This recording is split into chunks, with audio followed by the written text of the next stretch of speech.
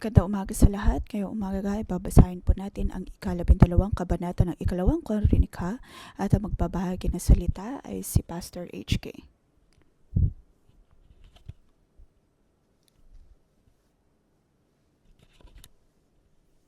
Makikita natin na si Rehoboam ay gumawa ng tansong sandata.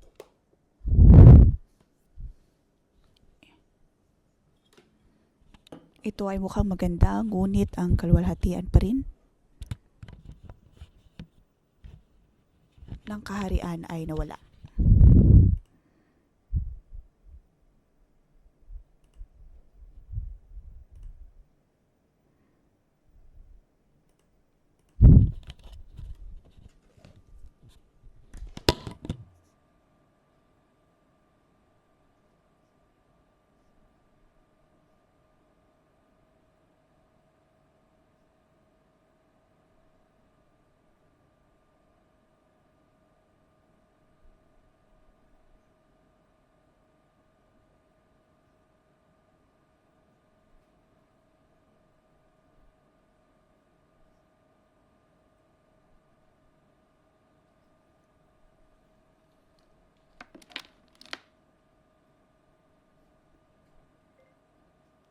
Taken from Jerusalem to the building of the temple and the building of the palace. This is all the achievement of Solomon. Makikita po natin ang pagkakagawa ng templo ng Diyos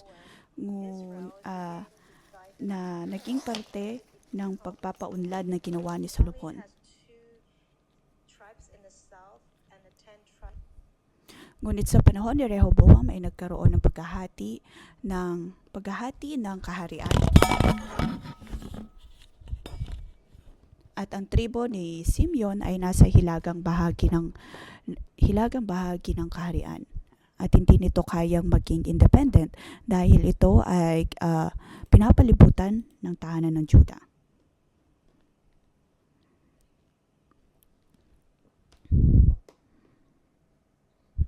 Pagkatapos sa huling bahagi o huling kabanata, nabanggit na ang alipin ni Juda ay pinili upang maglingkod. Mula man kay Ephraim o hanggang kay Manasseh.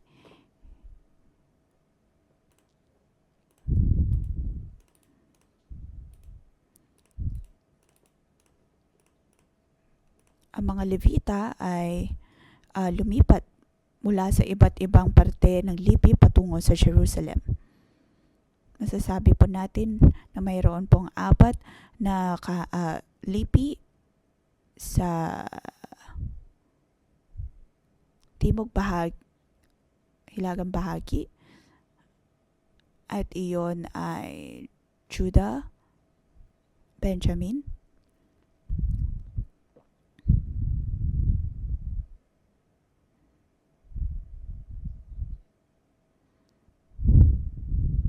ang sentro ng politika ay nasa teritoryo ni Benjamin. Kaya naman Judah, Benjamin, Simeon at Levi ang nasa Northern Kingdom. Yun po ang 4 na tribo doon, 4 na lipi.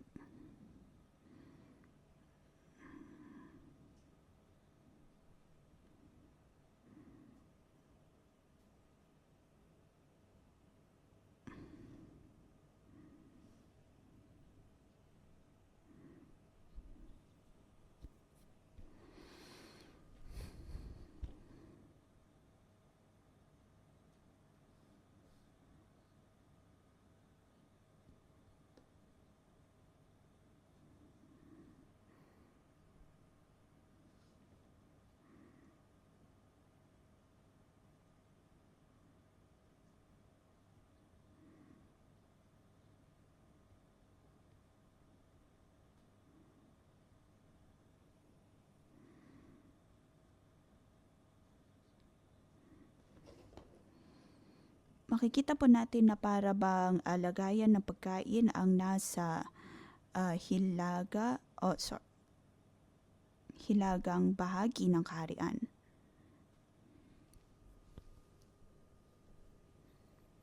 Sa chapter 12 ay mayroon lamang pong 16 na mga bersikulo.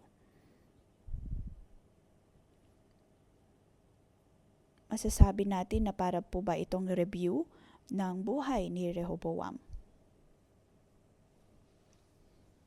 Kumbaga ay konklusyon ng kanyang buhay. Kaya ang katapusan ng kanyang buhay ay mababasa verse 14. At sa 15 at 16 ay mga karagdagan lamang mga impormasyon tungkol kay Rehoboam.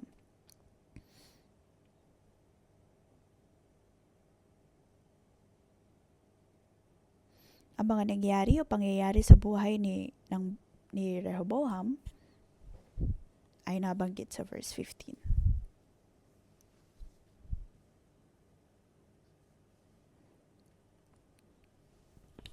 Bibigyan po natin ang kabanatang ito ng pamagat mula sa ginintuang sandata na naging tansong sandata.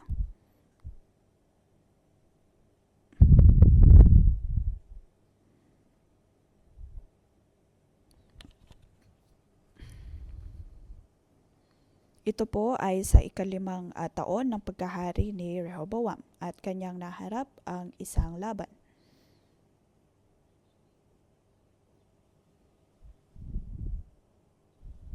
Sa unang taon ng kanyang paghahari, siya ay nagkaroon ng di pagkakasunduan. Pagkatapos ay ang laban sa Ehipto. At sa 7 taon ng kanyang paghahari ay wala pong naging masyadong kapayapaan. Walang kapayapaan sa lupain. Ngunit nang siya ay nagpakumbaba, sabi sa verse 12,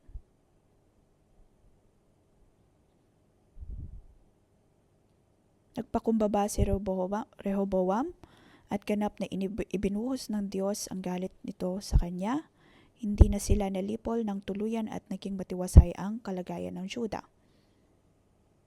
Lahat po tayo ay dapat na matuto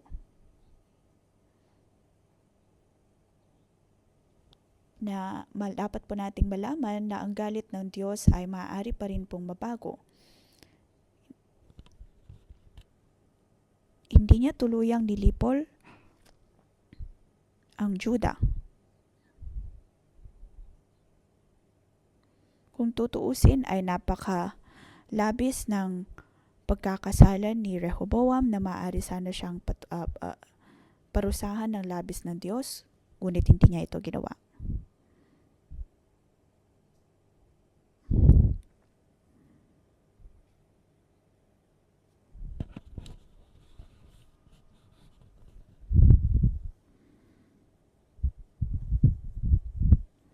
Masasabi po natin na kung tayo po ay handang magpakumbaba, para po ba tayong bibigyan ng Diyos ng candy?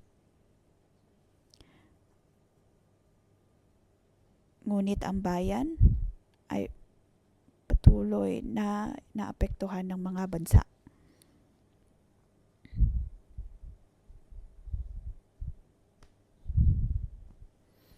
Dito makikita po natin ang pag-atake sa Shishak.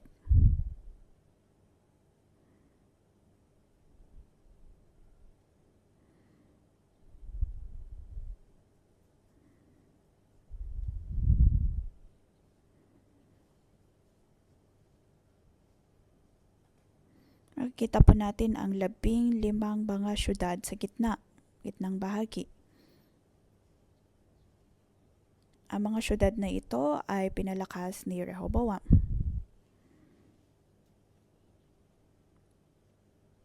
Ngunit makikita natin na ang mga tropa mula sa Ehipto ay hindi nakadaan dito. Na para bang handa si Rehoboam na harapin ang mga laban na ito. Ngunit ang mga tropa mula sa Ehipto ay naging matalino din.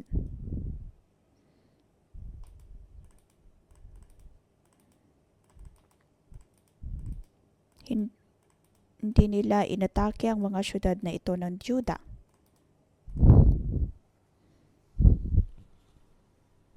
Kanila lamang pong pinuntahan ang 2 sa 45 mga syudad na naroon. Pagkatapos, ang Shishak ay patuloy na nagtungo sa timog bahagi.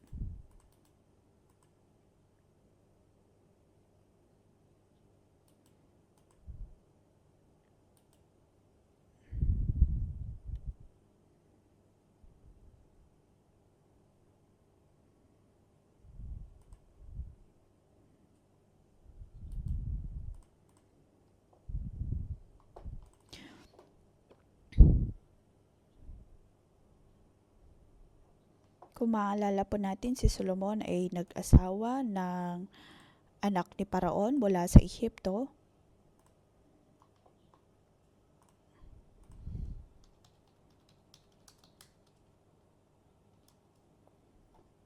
Kung tutuusin, ang mga alyansang ito ay hindi ganoon na mapagkakatiwalaan.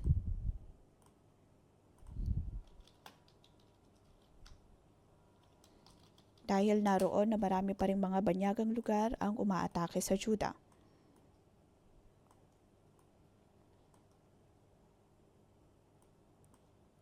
Pag-aakala nila na ang pagkakaroon ng alyansa ay magpapalakas sa kanila, ngunit hindi naman ito nakatulong.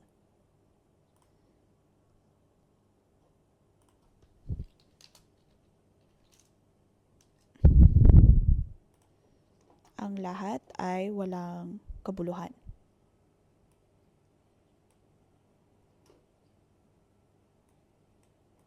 Mga alyansang ito ay hindi nakatulong.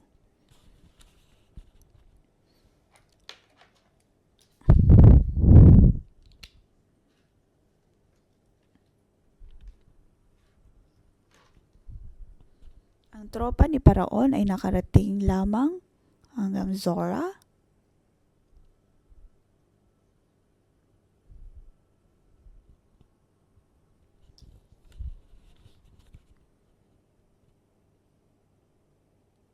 At ang iba ay napabayaan na or hindi na pinansin. Hindi na napuntahan. Kung tutuusin, kung nais nilang atakihin ang Jerusalem, ay marami pong paraan o kaya marami silang maaaring madaanan.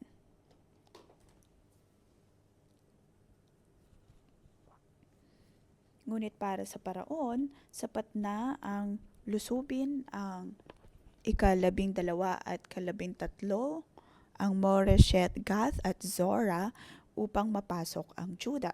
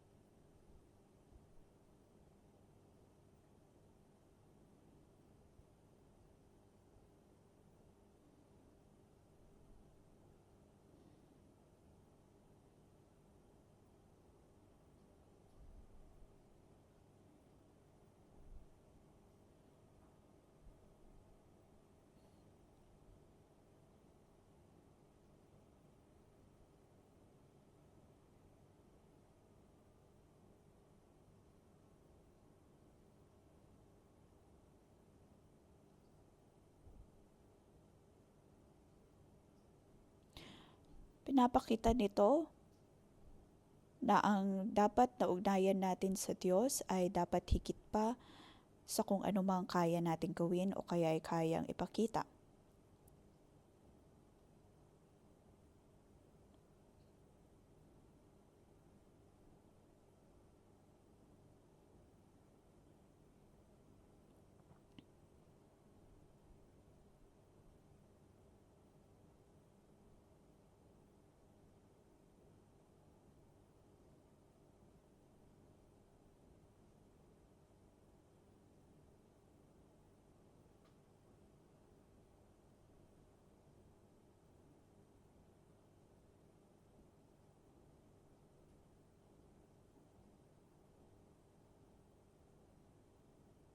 Verse 1-4.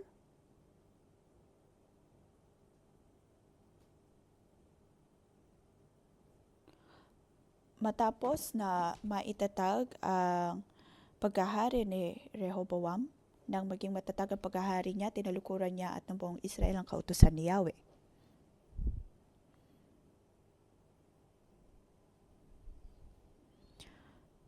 Nang siya ay naging matatag na at naging matagumpay, ay iniwanan niya ang Diyos.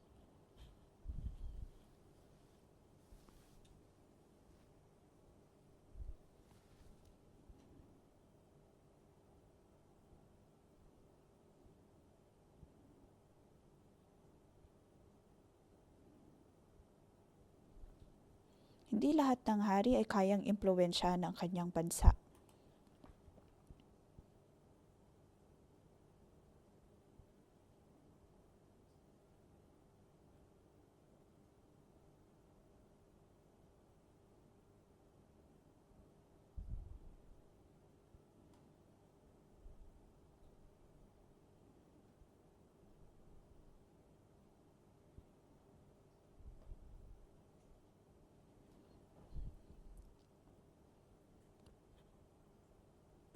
Masasabi po natin na halos lahat ng bansa ay naimpluwensyahan ni Solomon. Pagkatapos ay sumunod si Rehoboam sa paghahari at kanyang nasundan kung anuman ang ibigay ni Solomon at mayroon po itong positibo at negatibong epekto.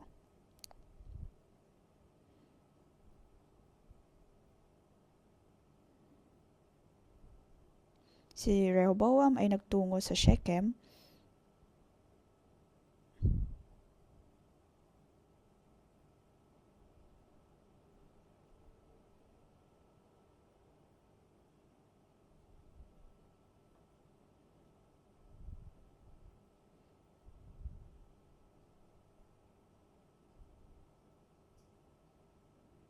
Alam po natin na mayroong kondisyon na banggit ang tungkol kay Rehoboam.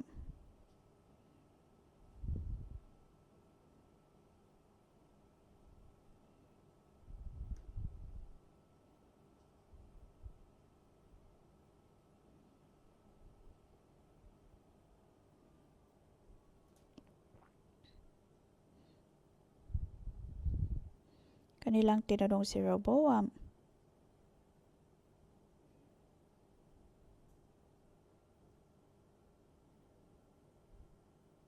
ang mga bansa ay halos mahati na.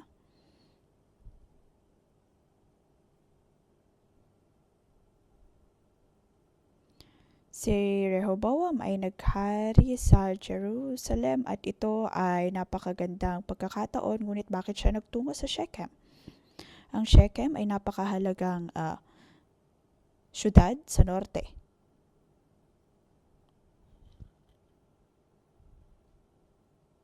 Si Joshua din ay nagkaroon ng tipan sa buong Israel.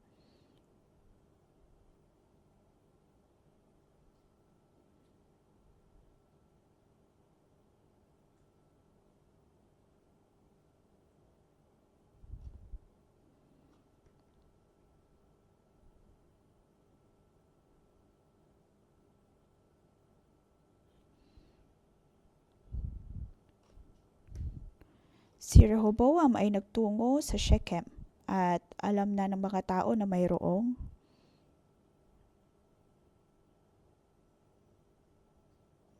hindi magandang mangyayari.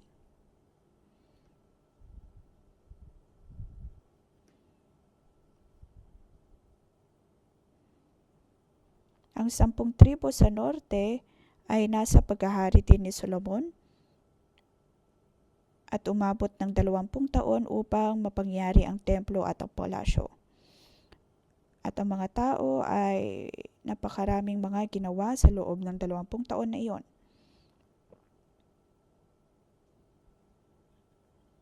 At sabi sa Biblia ay hindi nila sinunod ang sinasabi ng kautusan ni Yahweh.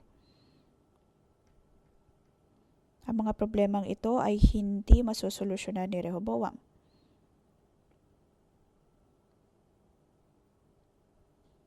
Kung tutuusin, ito lamang ay mabibigyang kalutasan ni Solomon.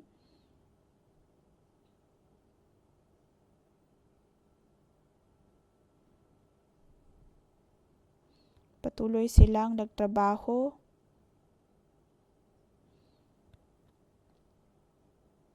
ng mahaba pang panahon, kung kaya naman nagsimula ng magreklamo ang mga tao, ngunit hindi sila agad-agad na nagrebelde. At nang maghari na si Rehoboam,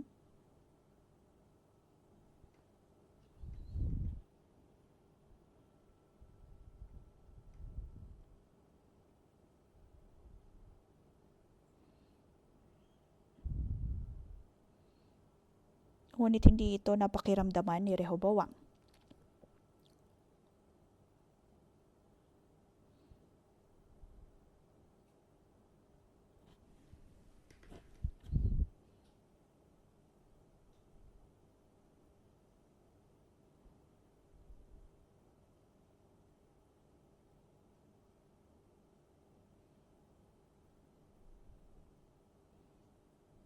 Yun po ang perpektong pagkakataon sana upang magkaroon ng kapayapaan,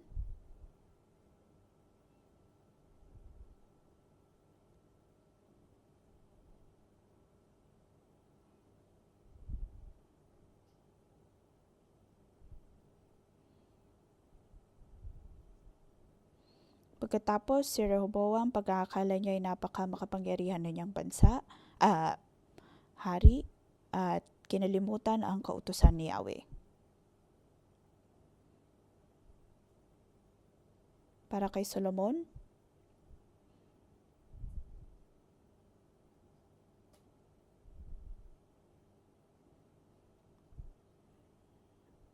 sa mga naisulat na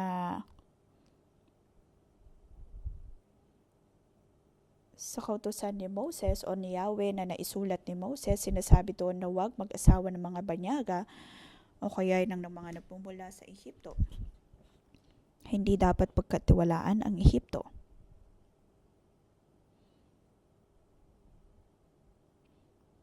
At sa panahon ni Solomon,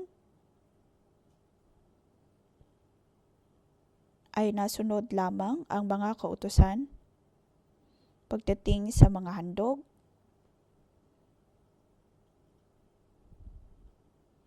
ang mga panlabas lamang ng mga kautusan. Sa panlabas ay para bang sinusunod niya ang mga kautusan ni Yahweh. Ngunit mababasa din po natin na nag-asawa siya nang mula sa Ehipto. At sa kasaysayan ay makikita po natin ang naging epekto ng pag-aasawang ito.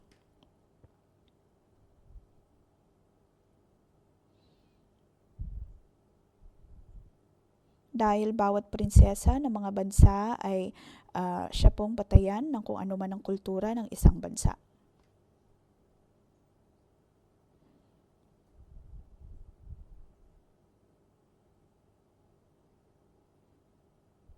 At sa labas ng Jerusalem ay mayroon pong mga lugar doon na nailaan para sa pagpupuri ng mga prinsesang ito ng mga Diyos-Diyosan.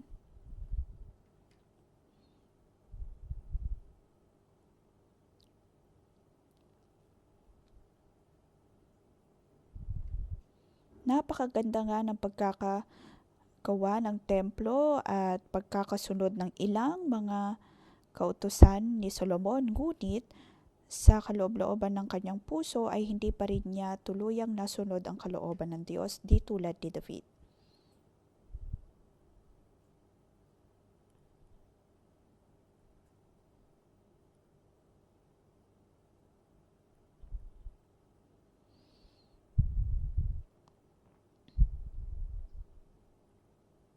Nais niyang magkaroon ng maraming asawa, ngunit naging dahilan lamang po ito ng kaguluhan sa kanyang pag-iisip o sa tamang pagsunod.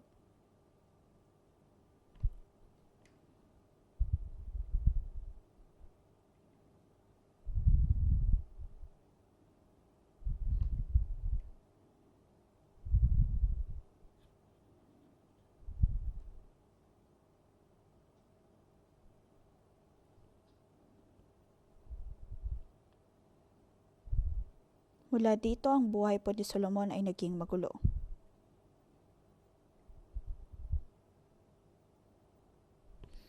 Verse 1, mababasa natin na si Rehoboam ay tinalukuran niya at ng buong Israel ang kautusan ni Yahweh, na para bang wala na silang kaugnayan sa Diyos.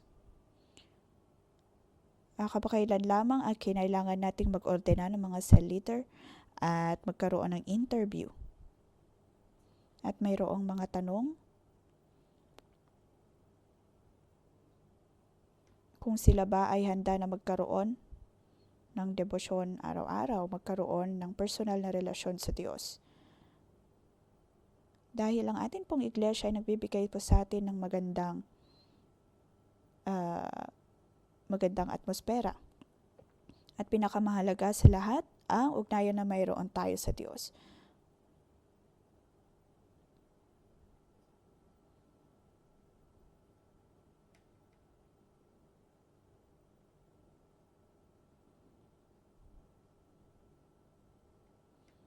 Verse 2 hanggang 4.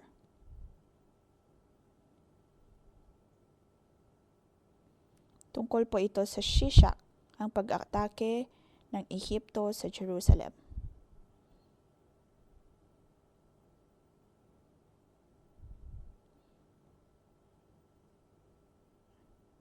Dahil hindi lamang si Rehoboam ang nagkasala sa Diyos, bagkus ay maging ang mga tao ay nagkasala na rin sa Kanya.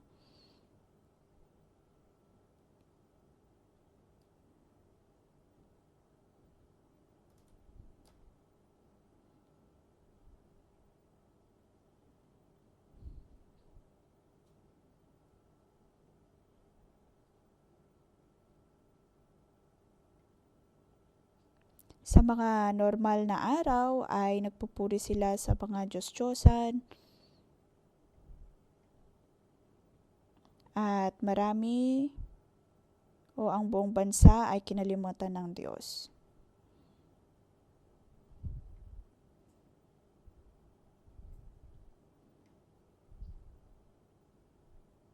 Ang hari ay naging maling ehemplo.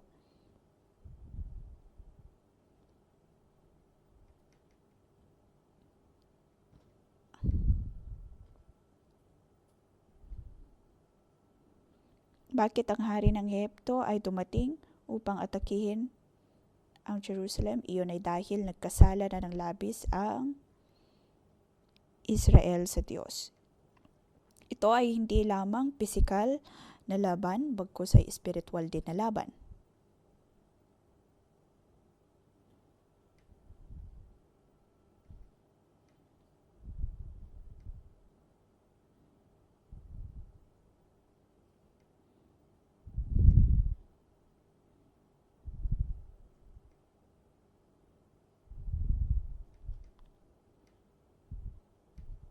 Nagamit ang Ehipto upang maparusahan ang kasamaan ng Jerusalem. Nabanggit dito ang pagkakaroon ng 1,200 na karwahe, 60,000 mga ngabayo at di mabilang ng mga tauhan.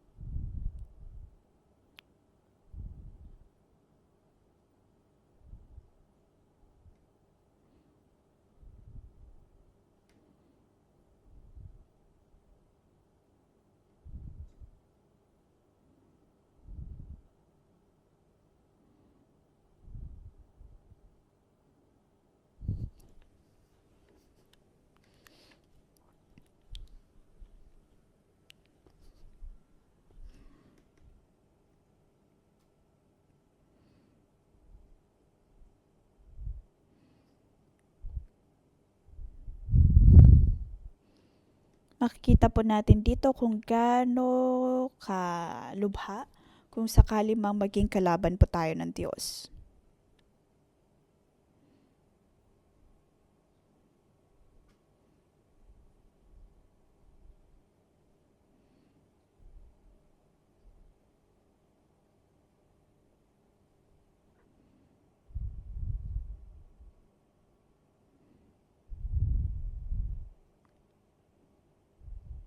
Nang ang Ehipto ay nagtungo sa Jerusalem,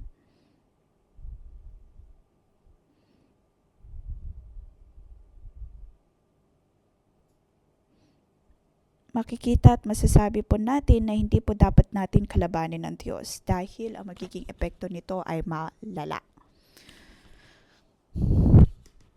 Sa verse 4, nabanggit po dito na nakuha mga pader na lungsod ng Juda at nakaabot siya hanggang Jerusalem.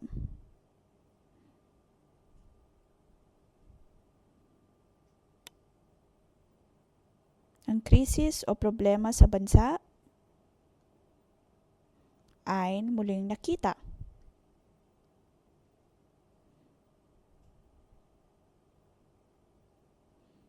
Verse 5 hanggang 8.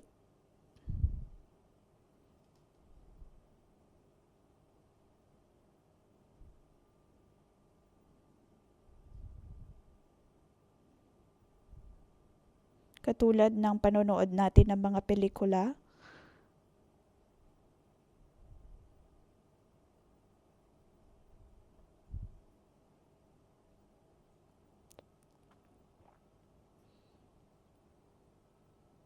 Sa tuwing nanonood tayo ng pelikula at mayroong baril na kasama, makikita natin ang paglipad ng mga bala at ginagawan po ito ng special effect.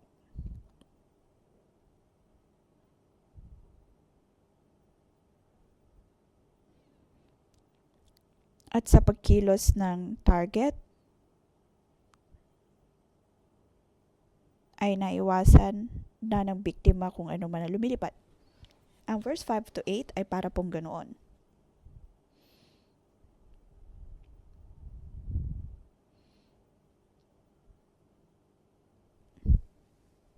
Ang Jerusalem ba ay tuluyan ng malulusob o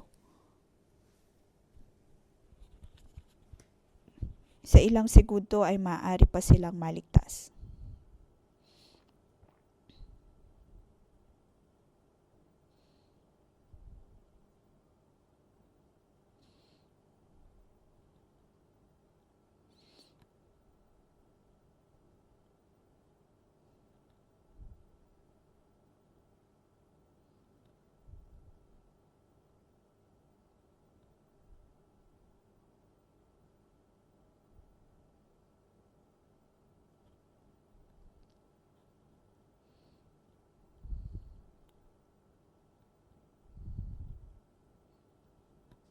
Makikita po natin dito kung bakit na nga ba nangyari ang lahat ng mga nangyari sa Jerusalem.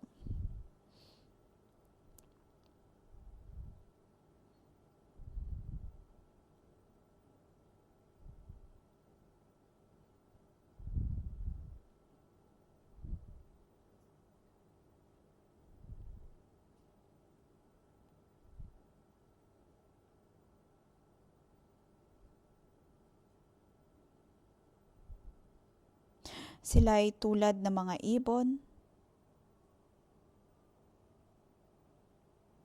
na tumakas sa kanilang dapat na kinalalagyan. Ngunit kailangan lamang nilang magpakumbaba sa Diyos upang maligtas. Ito ay isang bagay na hindi kayang gawin ni Adan. Na sa tuwing nahaharap po natin ang ating mga problema, madalas ay mayroon po tayong mga pagdadahilan. Minsan, kung nakakarinig po tayo ng mga argumento sa pagitan ng mga mag-aasawa, ay ganun din po ang problema.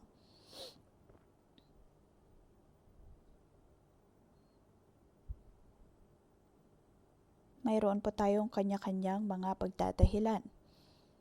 At sinusubukan nating ipaliwanag kung bakit natin ginagawa ang mga bagay na iyon.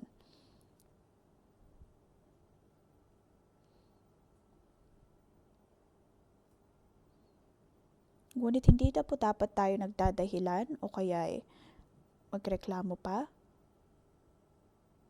dahil napakaklaro na kung ano ang problema.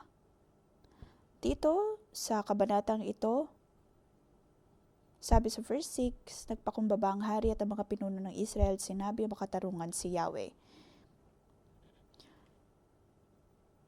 Sabi sa verse 7, nakita ni Yahweh ang kanilang pagpapakumbaba, kaya sinabi niya kay Semaya, nagpakumbaba na sila, kaya hindi ko na sila lilipulin, ililigtas ko sila sa lubos na kapahamakan, at hindi ko na ibubuhos ang aking galit sa Jerusalem sa pamamagitan ni Shishak.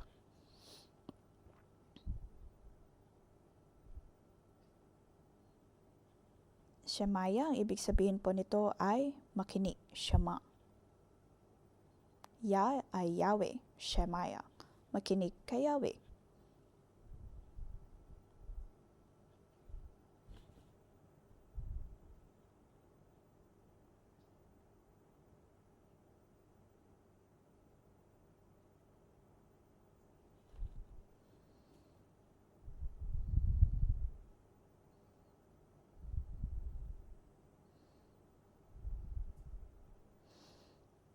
May mga pagkakataon na pakiramdam natin ay napakakomplikado ng mga politikal na sitwasyon.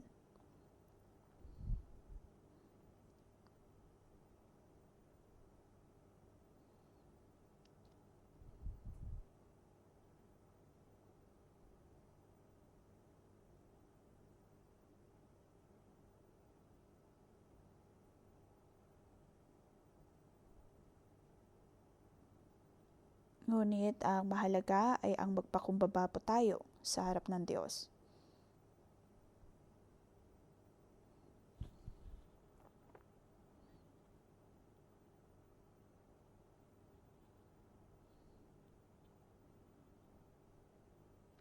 Alam nila na kung ano mang mga bagay na kanilang hinaharap ay pagpaparusa ng Diyos. Kaya naman sinabi ng Diyos na hindi na niya sila paparusahan bagkus ay ililigtas sa lubos na kapahamakan. Ito ay hindi tuluyang pagliligtas o kompletong pagliligtas dahil sila ay nagkasala na sa Diyos.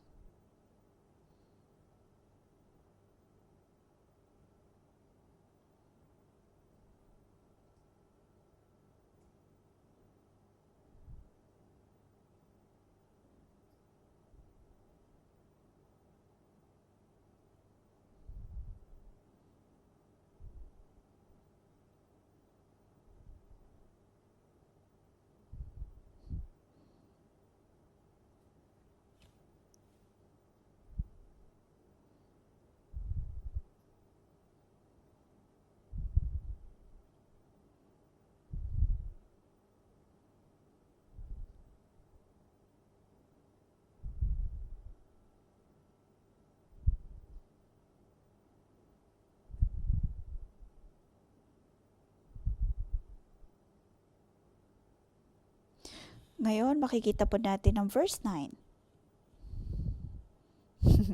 Magsisimulang muli ang aksyon.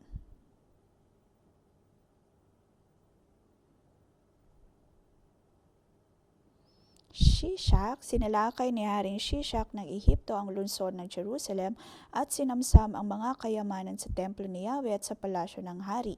Kinuha niya ang lahat, pati mga gintong kalasag na ipinagawa ni Solomon.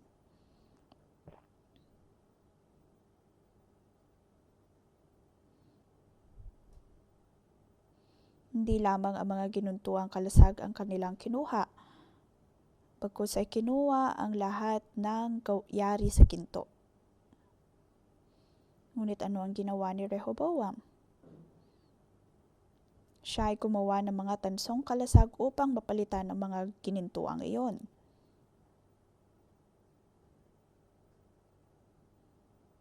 At sa tuwing siya ay nagtutungo sa templo, naroon ang kautusan ni Yahweh,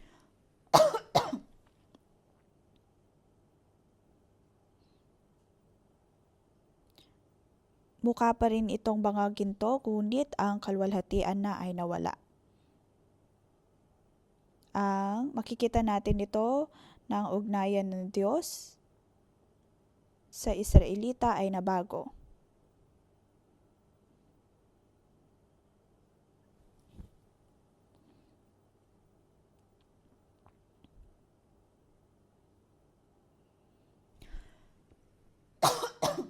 Bakit nga ba naganap ang mga laban at pagsasalakay na ito? Dahil sa pag-aasawa ni Solomon ng iba't ibang mga prinsesa mula sa iba't ibang mga bansa.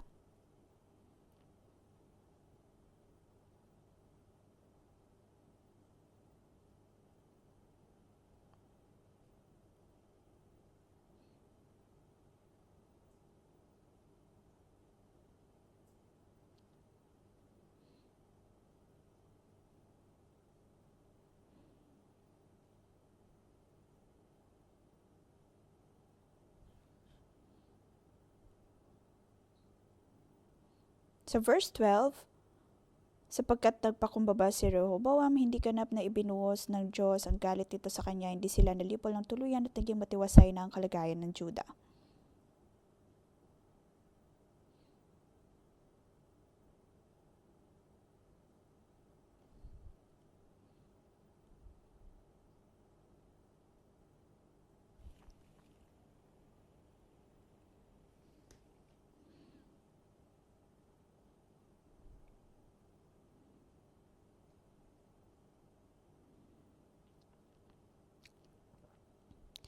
Tingin po ba natin na ang pagpapalaki o kaya ang mga karakter ni Rehoboam ay dahil sa impluwensya ng kanyang ina na banyaga o impluwensya ni Solomon?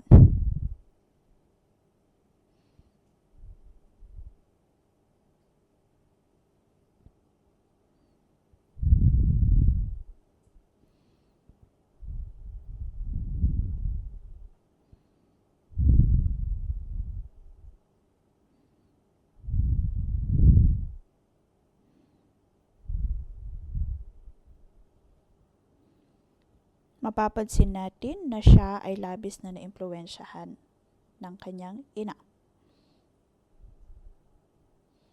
At sabi sa verse 14, naging masama siya sapagkat hindi niya sinunod ang kalooban ni Yahweh.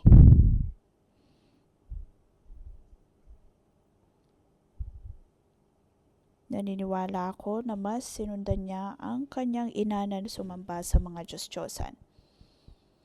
Nais ko magpakita ng diagram bago ako magtapos. Ang mga problema ni Solomon kung tutuusin ang naging dahilan at naging puno ng lahat. At sa panahon ni Rehoboam ay naulit lamang po ito.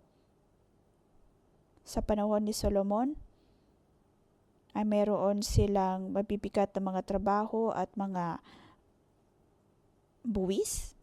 Pagkatapos sa panahon ni Rehoboam ay nadagdagan palalo ang mga pabigat na ito.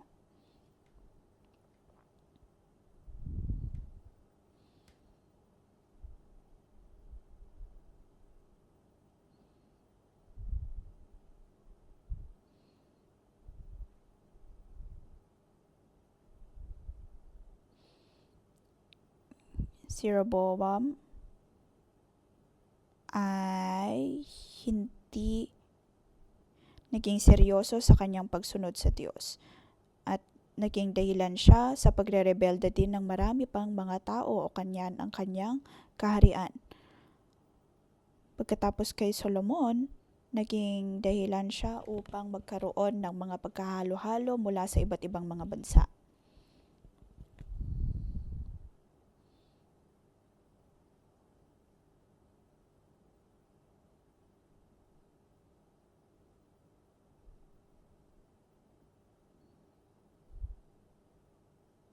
Ang atin po bang puso ay nakatuon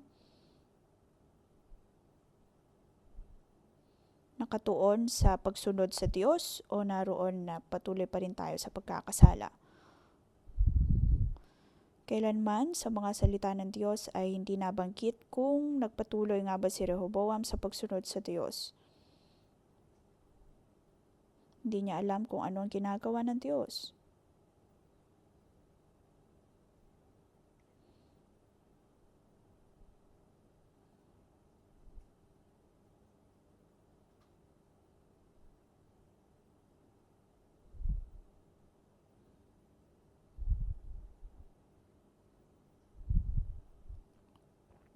Sa mga nabasa po natin ay hindi natin nakita kung alam nga ba niyang manalangin o kaya tumulog sa Diyos.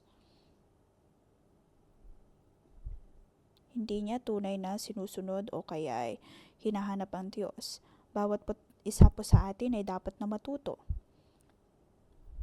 Hindi lamang po dapat tayo narito na dumadalo ng pang-umagang debosyon pagkatapos ay iisipin na napakalalim na ng ating ugnayan sa Kanya, napakaganda ng ating ugnayan sa Kanya.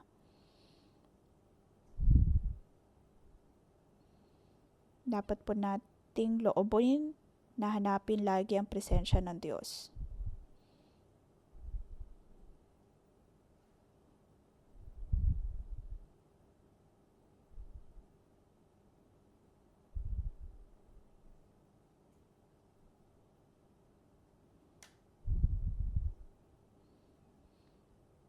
Hindi niya binasa ang mga salita ng Diyos.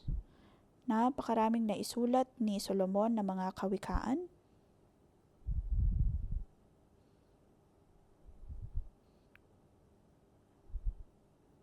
Ngunit tingin ko hindi alam ni Rehoboam kung paano tunay na magkaroon ng banal na takot sa Diyos. Mayroon siyang mga tagapayo. Ngunit ang lahat ng desisyon na kanyang ginagawa ay kanya lamang at hindi siya nakikinig.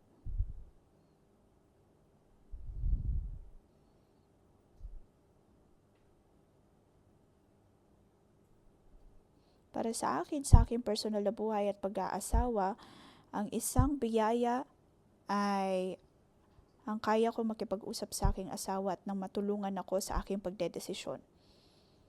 Kung walang diskusyon ay magkakaroon lamang ng isang paraan ng paggawa at iyon lamang ay ayon sa ating sariling pakiramdam, sariling pag-iisip.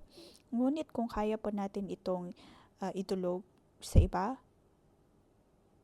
at humingi ng tulong, ito ay magiging mas maganda. Sa aking mga panahon sa US ay marami akong napansin na mga pastor na para sila ay napakalungkot ng kanilang buhay mag-asawa dahil wala silang mapagdiskusyonan.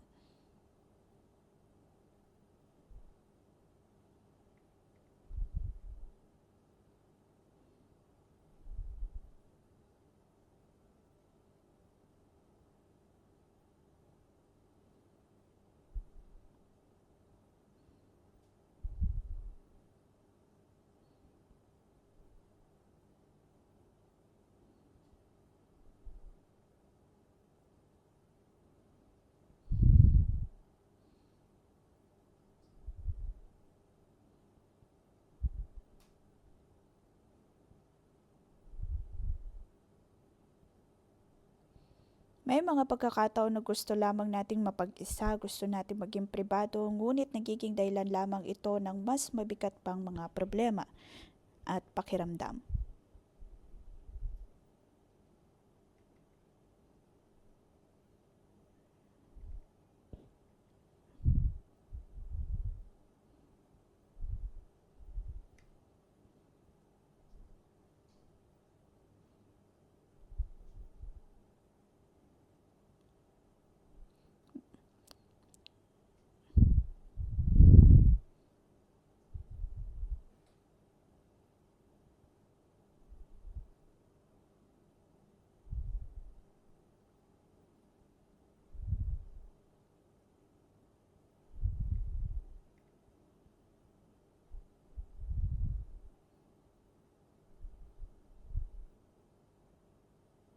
Kung simpleng pagpapayo lamang, hindi po ito makakatulong.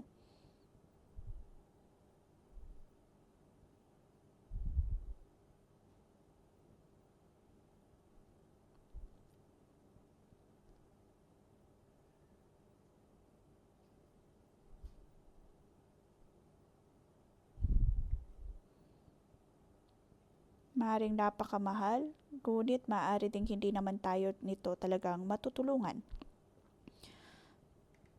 Ngunit kung kaya po nating makipagdiskusyon at buksan ang ating sarili sa iba, nagiging daan po ito upang tayo ay maging mas mahinahon. Matututo din po tayong makinig sa iba. Magkakaroon ng mas malinaw na pananaw tungkol sa iba. Tayo po ay nilikha ng Diyos upang magkaroon ng mga kasama, upang mas maunawaan at maharap ang mga problema ng may kasama.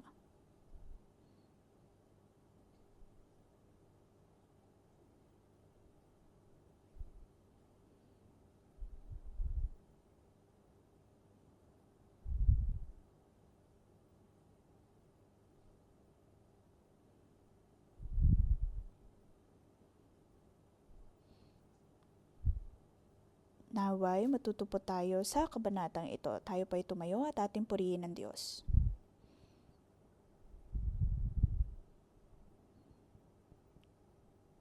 Panginoon, Ikaw ay aming nilalapitan at kami dumudulog sa iyo.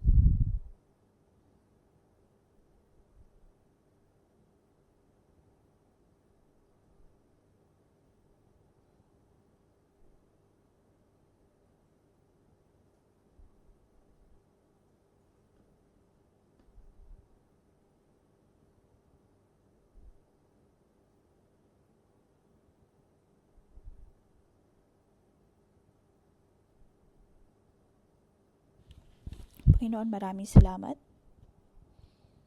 Ang amin pong mga buhay ay para sa iyo.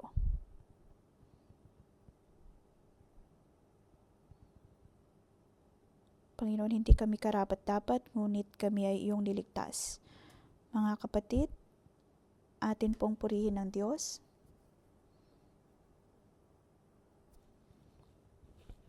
Ang kabutihan ng Diyos ay nasa atin.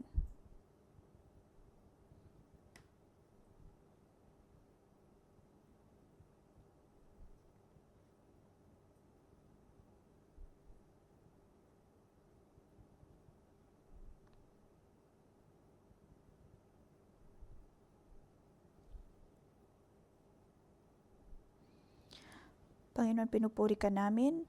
Maraming salamat sa iyong pagpili sa amin.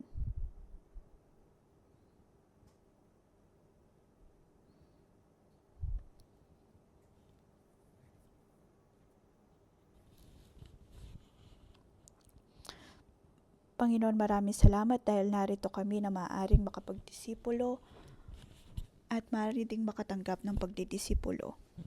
Ang lahat ay dahil sa iyong habag at biyaya.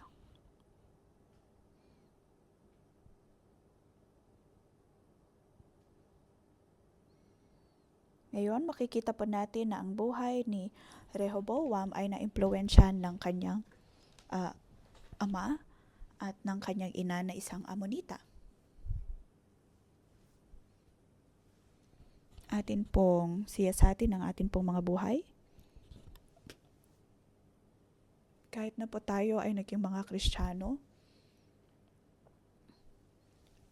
maaaring marami pa ring impluwensya ang natanggap natin mula sa ating mga magulang.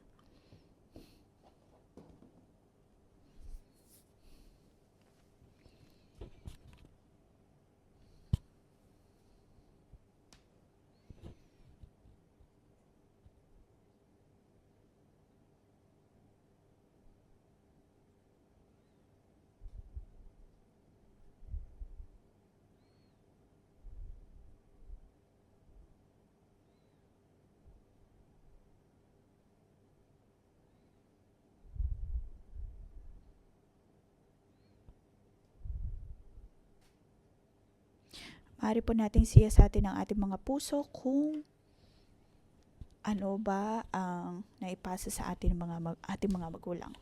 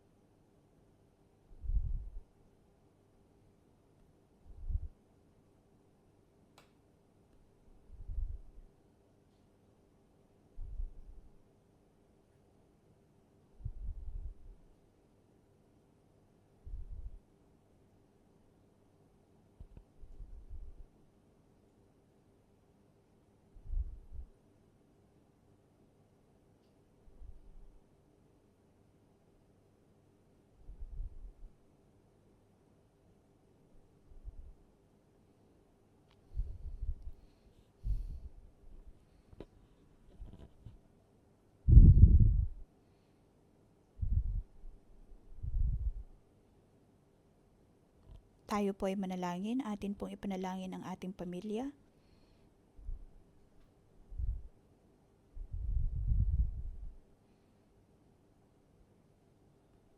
Ipikit po natin ang ating mga mata at ipanalangin ang bawat bagay na ating namana o kaya ay natanggap mula sa ating mga magulang.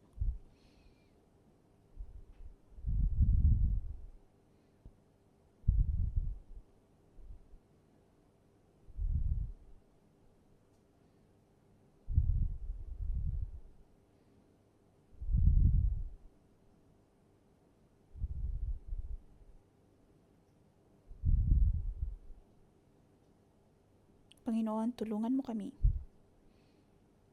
Tulungan mo, O Diyos, ang pamilya ng aking mga magulang upang kami ay makalakad, O Diyos, sa iyong kalooban. Panginoon, ngayon ay amin pong itinutulog at amin pong hinihinga ng tawad ang bawat pagkakasala maging ng aming mga magulang.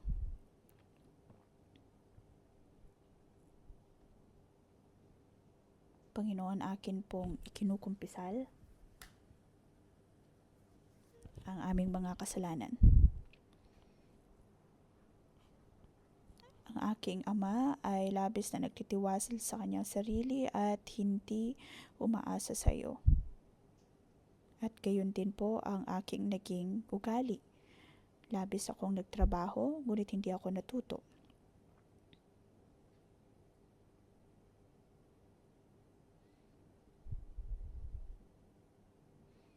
Ang aking mga magulang ay sumamba sa mga Diyos-Diyosan. Pagkatapos ay nasunod ko din ang pattern ng aking magulang.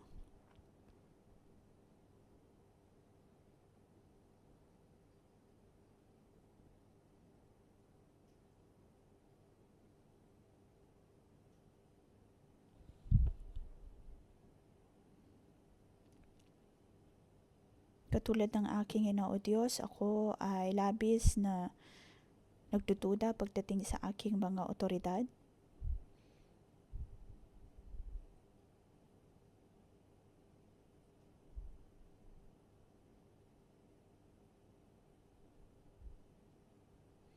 May mga pagkakataon na kung ako ay hindi pagkakatiwalaan ng iba, ako ay nagagalit.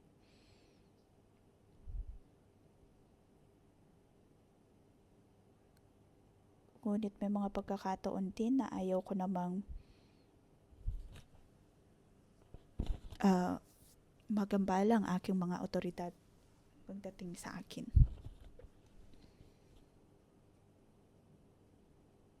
Ang aking buhay ay hindi integrated, Panginoon. Naway patawarin mo ako.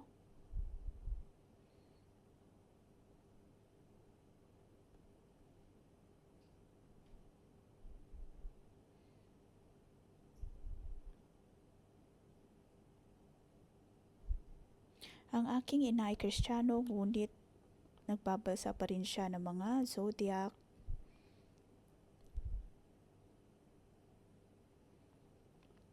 At may mga pagkakataon na madami siyang mga gusto. At laging sinasabi sa akin at sa aking kapatid na hindi naman totoong madami siyang pangangailangan.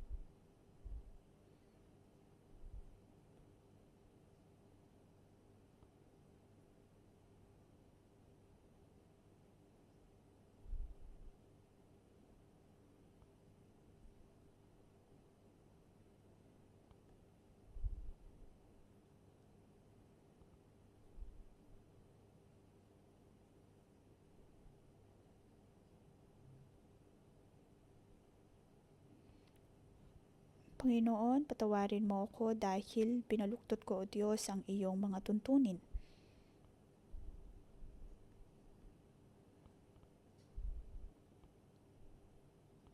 Patawarin mo kami, O Diyos, dahil sa aming pagbabasa o kaya pagpupuri sa mga Diyos-Diyosan, pagbabasa ng zodiac, kami ay nagkasala sa iyo.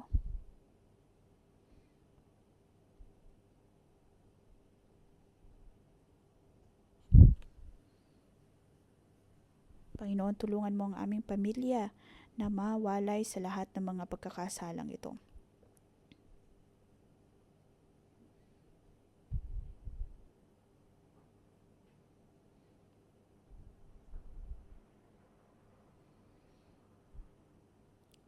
Ngayon, amin pong iniimbitahan ang bawat magulang. Bilang mga magulang, hindi lamang po natin nagiging dahilan din po tayo upang ma-impluwensya ng ating mga anak.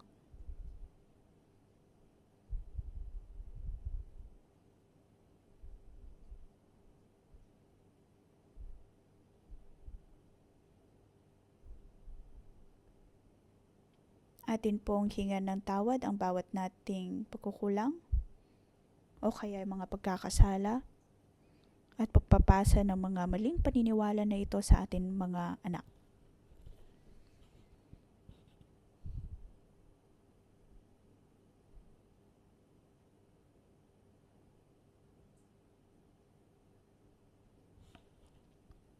O kaya impluwensya na mayroon po tayo sa ating mga cell member.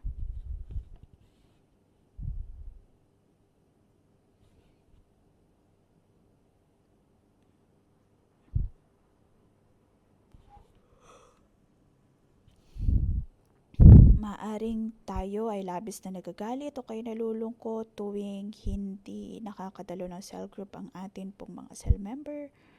Maaari po nating hingan ng tawad sa Diyos.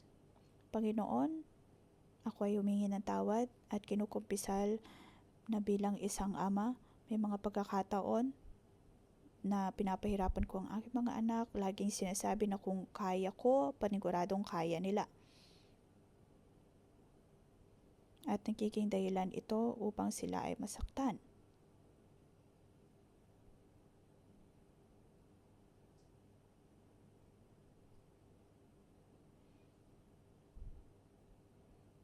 Lagi kong dinedemand ang aking mga anak na gumawa ng mabuti at maging maayos. Ngunit maaaring ito ay magiging kapikatan sa kanila.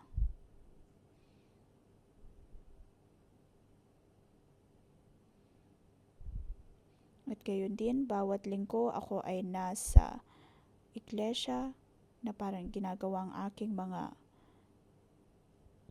responsibilidad at tinutulak ang aking mga anak na dapat din silang maging ganito.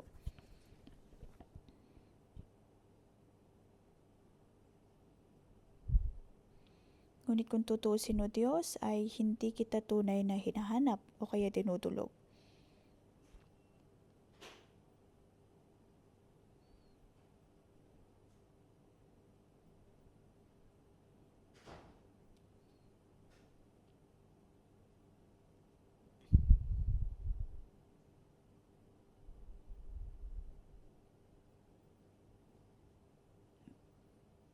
Panginoon, may mga matataas akong tuntunin pagdating sa aking mga anak.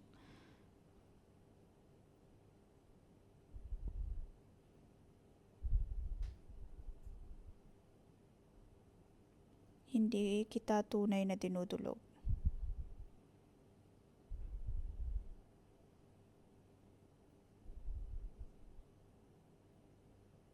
Panginoon, patawarin mo ko. Patawarin mo ko na wala akong tunay na ugnayan sa iyo.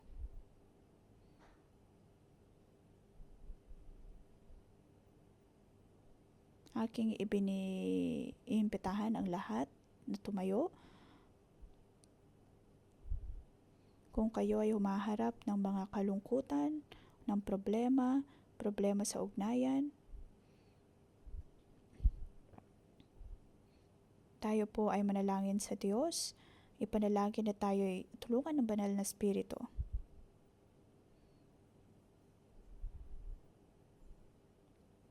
Dapat po nating itanim ang butil ng puno ng buhay at hindi maimpluwensyahan ng ating mga makumundong paniniwala marahil ng ating pamilya.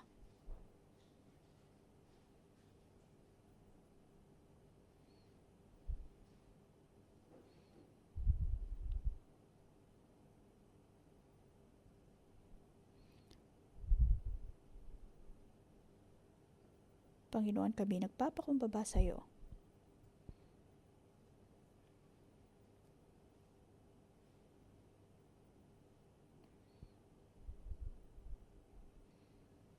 Panginoon, hindi namin kagustuhan na sisihin ang iba manisi ng iba. Panginoon, nais ko makita ang tunay kong problema.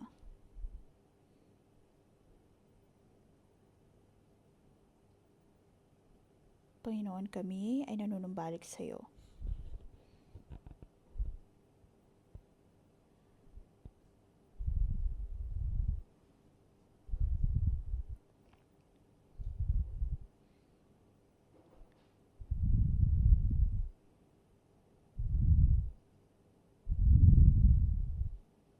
Panginoon, kami ay humihingi ng tawad sa iyo.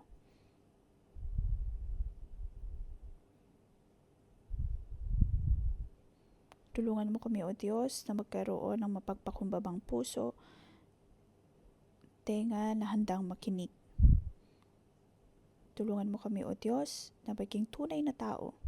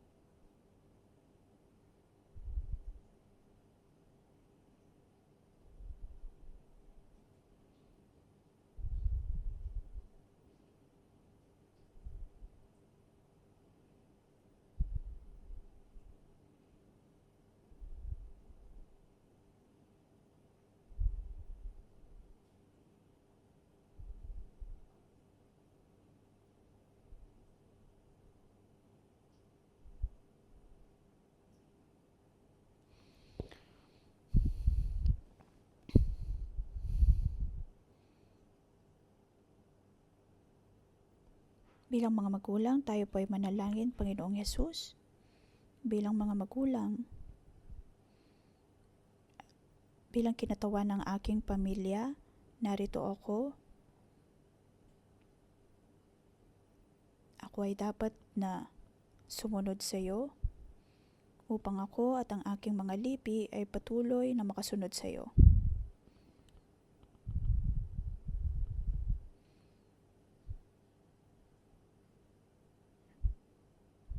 Tayo po ay magkaroon ng resolusyon.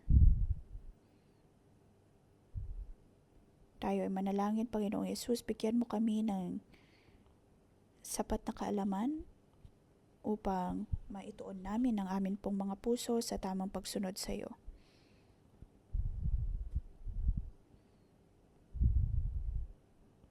Sa mga pagkakataon na kami ay tumutulog sa iyo, Panginoon, tulungan mo kami na maging tunay na anak ng Diyos hanggang sa aming pagtanda. Sa ngalan ng Panginoong Hesus, atin pong ipikit ang ating mga mata.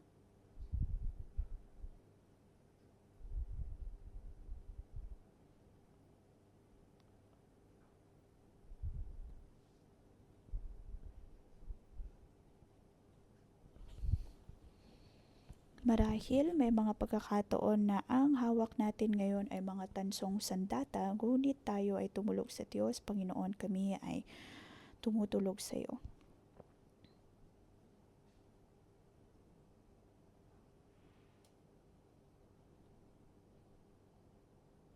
Panginoon, alam namin na sa tulong mo,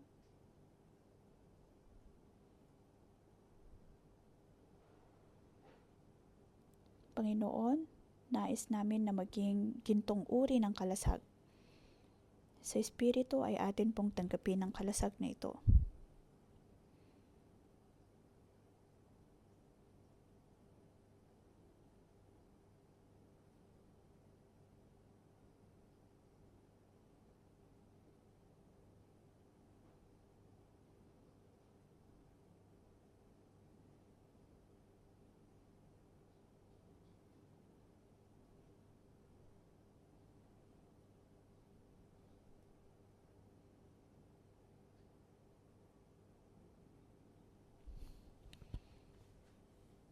Panginoon, ito po ang aming pagkakataon upang humingi ng tawad sa iyo.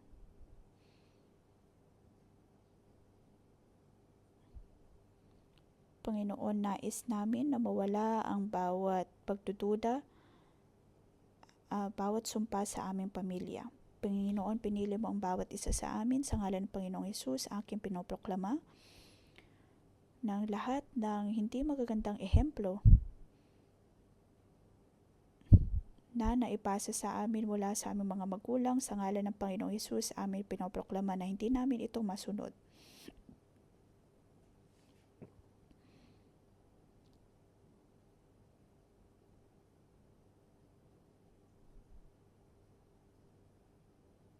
Ngunit ang mga magagandang karakter, mga pagpapala, mga mabubuting gawa, iyon dapat ang aming matanggap at siyang maipasa namin sa mga susunod na henerasyon. Sa Espiritu o Diyos,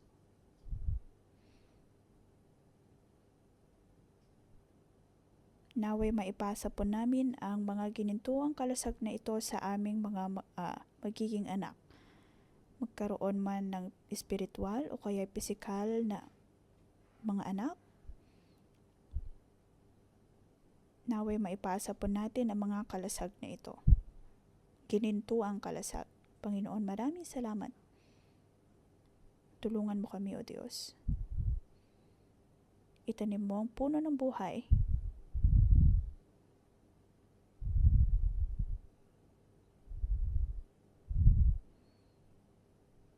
Naway ang ginintuang kalasag na ito ay patuloy na magbigay kalwalatian sa iyo.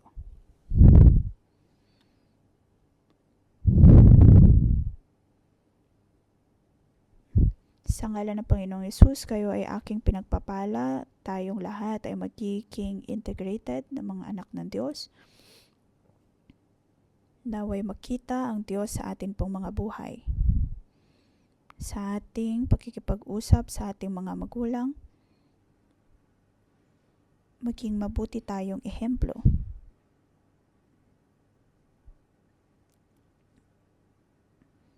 Sa ngalan ng Panginoong Hesus, aking pinoproklama na sa ating pamilya,